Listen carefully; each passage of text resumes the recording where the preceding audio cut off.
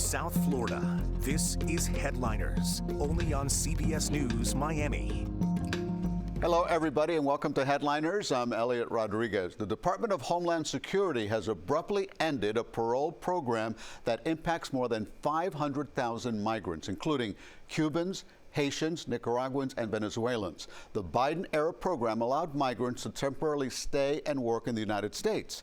CBS News Miami's Yvonne Taylor joins us from Southwest Miami-Dade with reaction to the abrupt termination. As of today, DHS is making it clear that they are sending notices.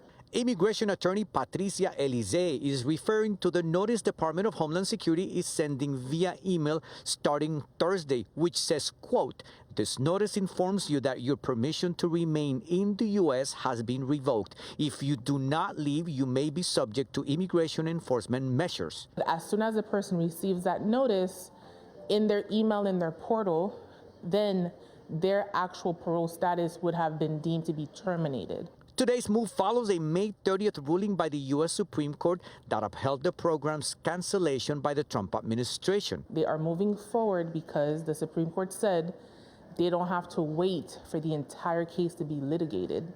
They're able to move forward now. Immigration attorney Elise tells me the program is not over in spite of the ruling by the federal court and the decision by DHS. It's not that the Supreme Court said, we agree with you, right, that they agree with the Trump administration, that the parole program is illegal. That's not the case, that people can be deported while the case is pending in federal court. So there's still a case in federal court right now in Boston trying to figure all this out. The parole program created in 2023 by the Biden administration sought a legal path to entry for those facing crisis in their homeland. These were people who were coming from Cuba, Nicaragua, Haiti, and Venezuela, and they would be allowed to work and live in the U.S. for a period of 2 years. Let's take you then now immediately to a statement sent by U.S. Department of Homeland Security, which reads, quote, "The Biden administration lied to America. They allow more than 500,000 poorly vetted aliens from Cuba, Haiti, Nicaragua, and Venezuela and their immediate family members to enter the United States through these disastrous parole programs. Ending the CHNV parole programs, as it is also known, as well as the parolees of those who exploited it, will be a necessary return to common sense policies, a return to public safety, and a return to America first." And this was sent by the Department of U.S. Homeland Security. The lawyer that we talked to is telling me that people who actually apply for other type of protection, like TPS or political asylum, they should contact their immigration attorneys immediately, so that way they'll know what's their status as of now. We are in Southwest Miami-Dade. Yvonne Taylor, CBS News, Miami. Well, meanwhile, anti-ICE protests have erupted all across the country, with several protests already planned in South Florida. But now, Florida Governor DeSantis is weighing in as tensions climb. CBS News Miami's Anna McAllister joins us with more on the strong rhetoric coming from some Florida officials. The key word that we're hearing from state and local officials is peaceful. They are urging anyone who attends these protests this weekend to remain peaceful and to refrain from violence. And they say that if you don't, you could end up hurt, locked up, or even dead. As unrest continues in Los Angeles, cities across the U.S. are gearing up for the No Kings protest, happening coast to coast Saturday afternoon. The protests are in response to what demonstrators say are President Trump's authoritarian leanings, with a large focus on ICE and immigration. In Florida, law enforcement and political leaders aren't mincing words. If you throw a brick, a firebomb, or point a gun at one of our deputies, we will be notifying your family where to collect your remains at, because we will kill you graveyard dead. Hundreds of protesters are expected to hit the streets in Broward and Miami-Dade counties. The governor sharing this message. If you're driving on one of those streets and a mob comes and surrounds your vehicle and threatens you, you have a right to flee for your safety.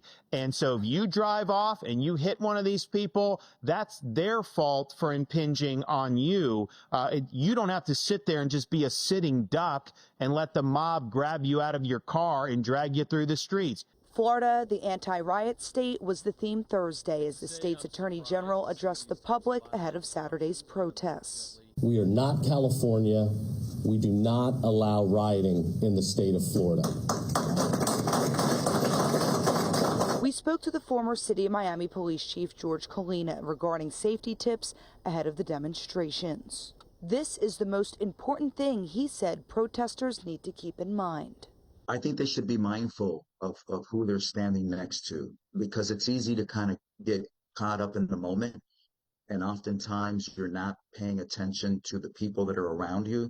You could wind up going to jail. You can wind up being hurt, and not necessarily because anything you did, but the person next to you. And there will be several protests happening Saturday here in South Florida. In Fort Lauderdale, that protest kicks off at 10 a.m. Here in downtown Miami and in Miami Beach, those protests kick off at 11 a.m. And in Homestead, they're having their protests kick off at noon. For now, reporting from downtown Miami, Anna McAllister, CBS News, Miami. Travelers are reacting to President Trump's new travel ban and restrictions that are now in effect. There are 20 countries on the list, including Haiti, Cuba, Venezuela. Those 3 countries have large communities, as we know, in South Florida. CBS News Miami's Chelsea Jones is at Miami International Airport, where she gauged reaction from passengers. The man you're about to hear from has a business in North Miami, but is originally from Haiti. And he says all the violence in his home country is a perfect reason for travel bans like this to be in place. Ronald Bastien passed through customs with ease after hopping off his flight from Haiti. It's one of 12 countries that now has a travel ban in place, put forth by the Trump administration last week. United States want to know exactly what type of people come in this country. So I don't have any problem with that. President Trump says the travel ban is necessary for national security. It's a move he vowed to restore while on the campaign trail. The way we have all those gangs in Haiti, they want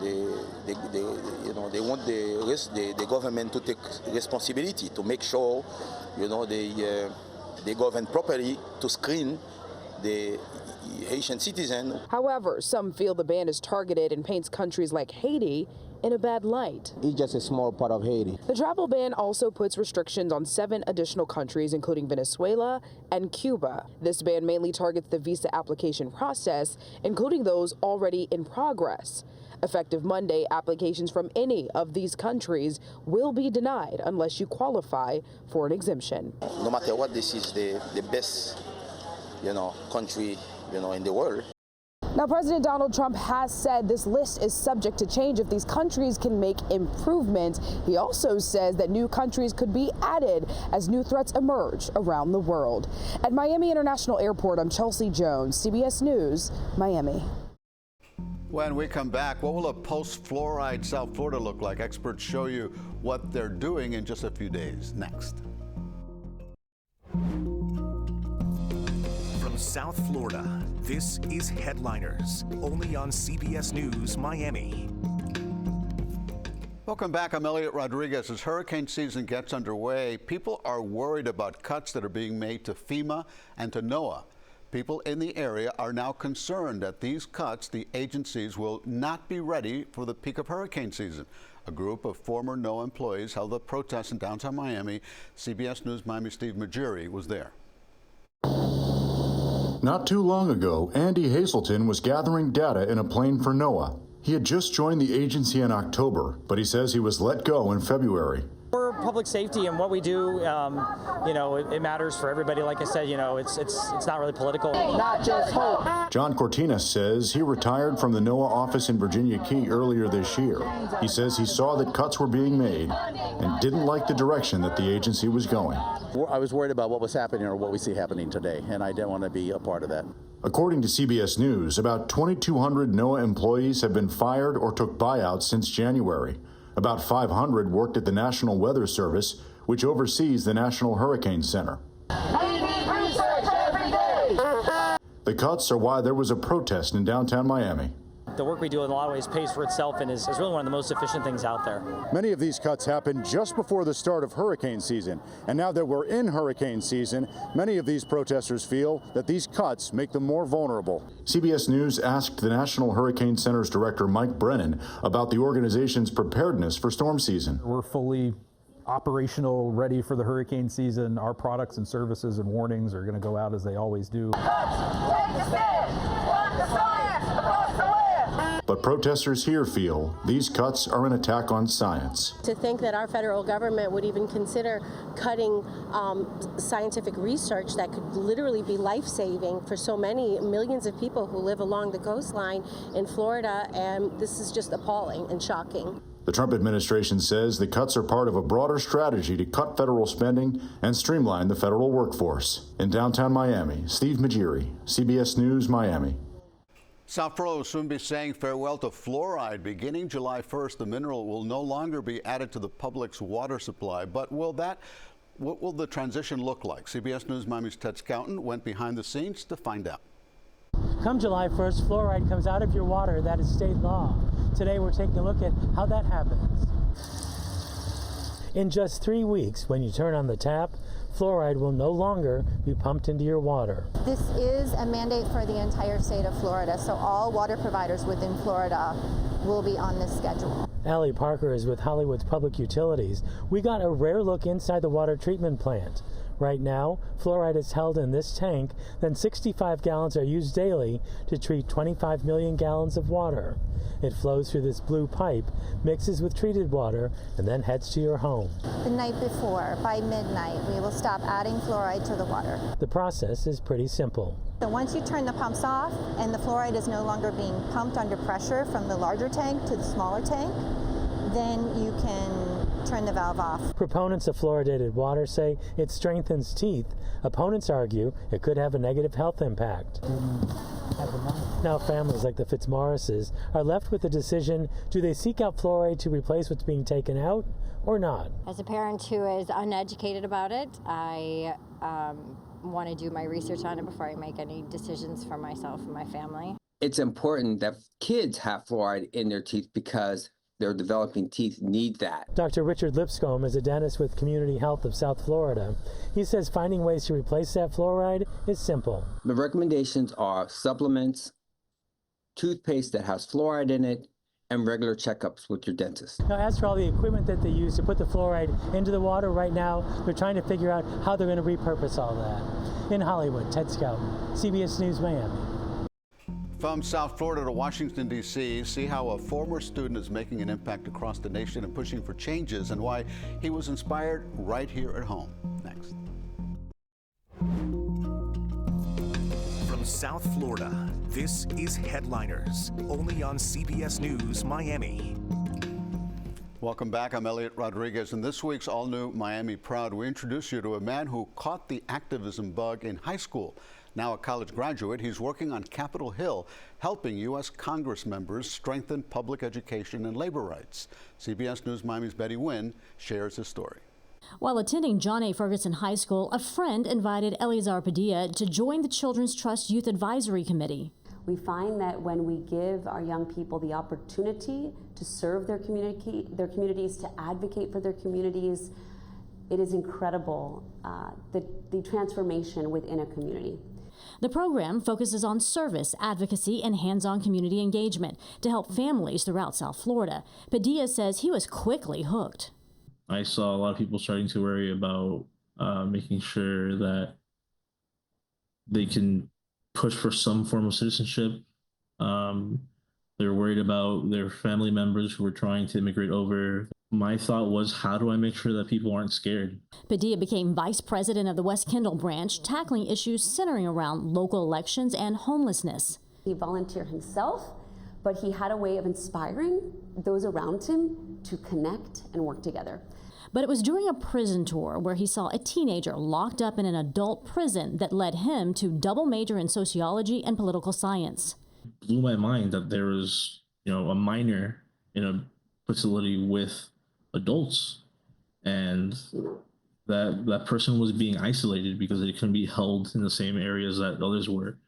And that drew me to working in juvenile justice. Now a college graduate, Padilla has taken his activism to Capitol Hill. In fact, he's working with House members to push for education and labor rights.